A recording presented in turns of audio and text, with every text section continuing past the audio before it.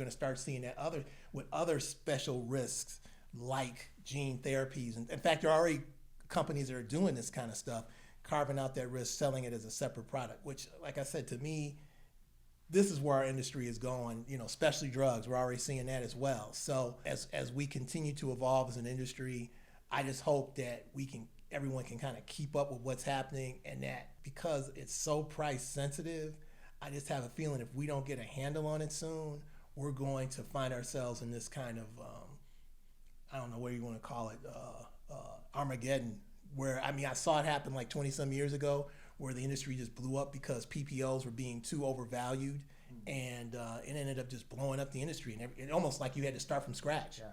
And I'm afraid that may be where our industry is going again, unless we kind of get a handle on things, because you just can't continue to keep going lower and lower and lower on pricing.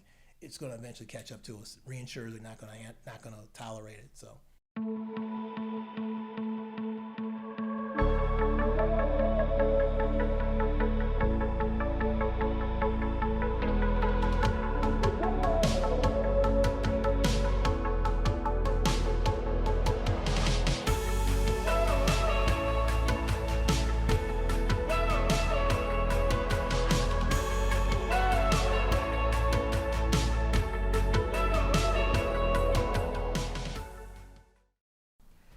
Hey everybody, welcome to the Partners Podcast. I am your temporary host, Bill Hoitt, and I am here with my counterpart, Vince Lewis, who you might recognize from previous podcasts as our standard host. Hey, what's up, Bill? What's up? I'll try to make sure I give the job back to you when we're done today. I know you're going to probably do a better job than me, and then I'll be out of a job now. We'll see about that. I'm not sure it pays, but we'll see about that. That's right. So Vince, you've been doing the podcast for a couple of months now, right? Right. So you've been interviewing people internally, externally. So this is our chance to actually sit down and have a conversation with you and find out a little bit about how things are in your world around partners and around stop loss, and how you got into the business. And to start, why don't you just tell us a little bit about how you got into the business? I've been in the business now. This is my 36th year in insurance, and I think we talked about the whole fact that sometimes you got to fail at some things and kind of figure some things out. I started off initially in the retail world. My dad was a tailor, and so I thought that was kind of going to be my natural path. I was going to just get into the clothing game and do my thing, but that didn't quite pan out through a series of errors, mainly on my part. So then the time came to decide to try and figure out what I was going to do next. And one day I was living in Chicago at the time, and I got a call from a recruiter who said, "Hey man, I got this great opportunity for you. It's with an insurance company, one of the biggest insurance companies in the United States. Blah, blah, blah, blah, blah, blah." It sounded like a great opportunity to start a training program. Great opportunity, like I said. So he says to me, well, I was like, this is awesome. When do I start? I'm out overlooking. I had an apartment in downtown Chicago. I'm looking at the city. I'm like just chilling, like, hey, so when do we start, man? Where's this place at? Downtown, in the burbs? Where's it at? He says, no, it's in Des Moines, Iowa. And I was like, what? And so I got there, interviewed. And it's funny, man, it was just kind of a luck of the draw, because when I interviewed, they were like, okay, we're going to offer you a position. We got two opportunities available. One's in claims and one is in underwriting. Which one do you want? And I was just like, well, I guess underwriting sounds interesting. I'll pick that one. And so that's how it started. I started off as an underwriter, got in their training program, was there for a few years, and then eventually moved back to Chicago and worked for company, Washington National Insurance Company, and did that for a few years. And then I got into the MGU world, got into the stop loss world. Okay. And from that point, continued to do underwriting for a few more years, and then kind of matriculated over into the sales side. And I've been doing that ever since. So a couple of things out of that. One is the retail part of it. I think maybe I knew that, but it had escaped me. So when you brought that back up, it explains why you're commonly known as the finest dressed man in the stop loss industry. So that brings that back for me. And then you mentioned 36 years in the industry. I mean, that's a good amount of time to be doing one thing, right? And to be in this industry, you've seen it almost from the same sort of seat for a long time, right? You've been on the stop loss side of things for for a long time. There must be things that you've seen kind of change and evolve as we've gone over the last 36 years. Is there anything that sticks out to you the most, or anything that kind of really surprises you, or Underwriting in general was just, I still call it an art, but underwriting in general was nowhere near as complicated as it is today. I mean, basically, I underwrote on a piece of paper and an adding machine. That's how I did underwriting back then. We faxed out, proposals, we received faxes, and that was just when fax machines were getting started, right? The one constant I've seen, and I still believe, is that it's still a relationship-based business regardless of how long it goes, right? I mean, it's still about getting out, meeting people. We've just now started to get back out because of COVID, and now we're, shaking hands. Like in the last 3 weeks, I've been out west. I've had some visits in the Midwest. Continue to just try and meet people and get in front of people's faces, because if you want them to be the first person you remember when they have a question or they need something done on a case. Our CEO Brian Miller and I, we were out last week visiting a client out in Spokane, Washington. Okay. And just the fact that we were able to meet with him. In fact, the two folks we talked to when we were in Washington, the first person said, "It was great that you came out here to see me. I am so tired of doing these Zoom calls. The fact that you actually came out to meet me in person goes a long way." And I think that's vitally important, especially as we go into what I call this next iteration of where our industry is going. So I think it'll continue to be important. Always will be.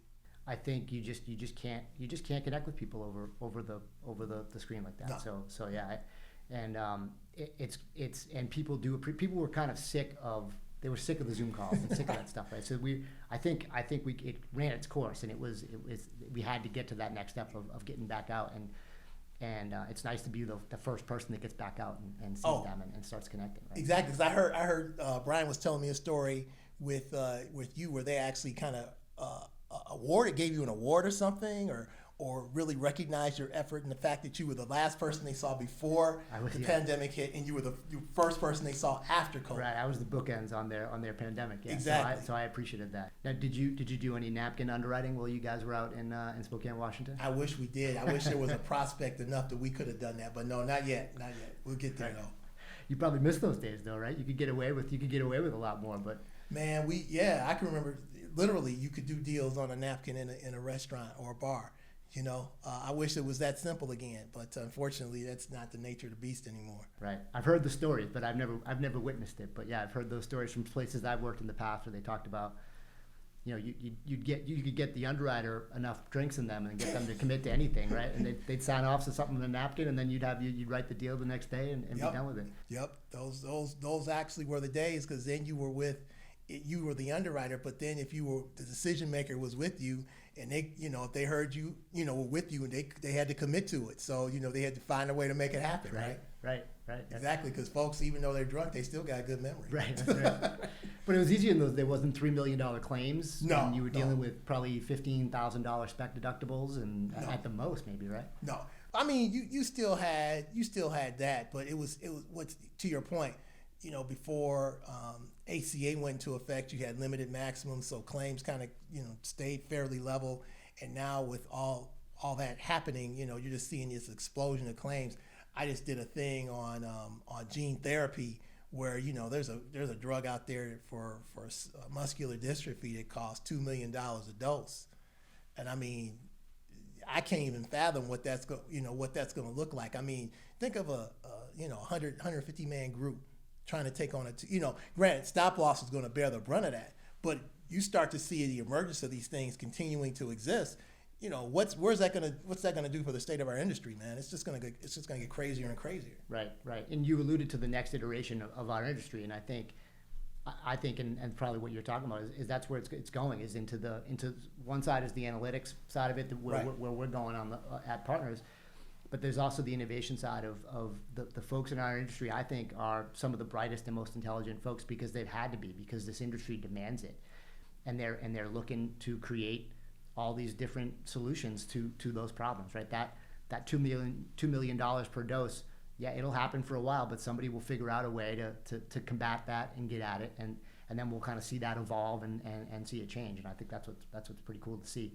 And I'm sure you've seen that over your lifespan in the industry. I mean, you must have seen a lot of different examples of that kind of happening as we go. Yeah, I mean, I remember. Well, I mean, it's a common thing now, but when I a few years back, probably 10, 15 years ago, what I used to sell, as a lot of the company I worked for at the time sold a lot of organ transplant carve out.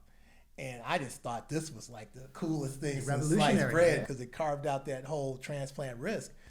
So I thought it was just the coolest thing since sliced bread. And I think you're going to start seeing that with other special risks like gene therapies. And in fact, there are already companies that are doing this kind of stuff, carving out that risk, selling it as a separate product, which, like I said, to me, this is where our industry is going, especially drugs. We're already seeing that as well. So as we continue to evolve as an industry, I just hope that everyone can kind of keep up with what's happening, and that because it's so price sensitive, I just have a feeling if we don't get a handle on it soon, we're going to find ourselves in this kind of, I don't know what you want to call it, armageddon, where, I mean, I saw it happen like 20 some years ago, where the industry just blew up because PPOs were being too overvalued, and it ended up just blowing up the industry, and it almost like you had to start from scratch. Yeah. And I'm afraid that may be where our industry is going again, unless we kind of get a handle on things, because you just can't continue to keep going lower and lower and lower on pricing.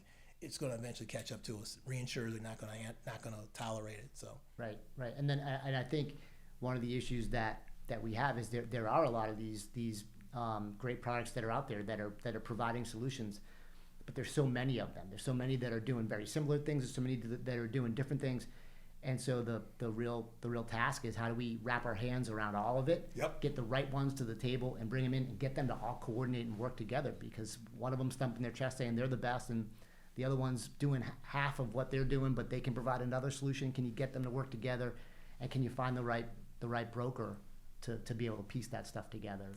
And so I think that's a big challenge for the brokers these days, is to piece all that stuff together to be the right fit for their clients. Yep. If I were king for a day, Bill, I think that'd be exactly, I would, and I think we're working toward that, but just wanting to be a clearinghouse for all of that, so we can just say, okay, you're having this problem, through the data analytics that we're presenting now, through our BI package, we can say, here are the problems that we see, here are the solutions we can hopefully provide to you, and like you said, getting the right broker who's willing to buy into that and being able to sell the employer on that. In this day and age, we already know benefits is usually the biggest line item or second biggest line item on a balance sheet.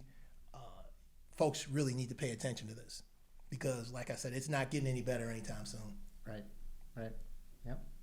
Well, hopefully you're king for a day soon, and we can solve all these problems, and we'll be on our way. Bro, I wish I was king for a day, man. I'm just gonna end up being well, I won't say that, but jester for a day. How's that? Right. I'll take that. Right.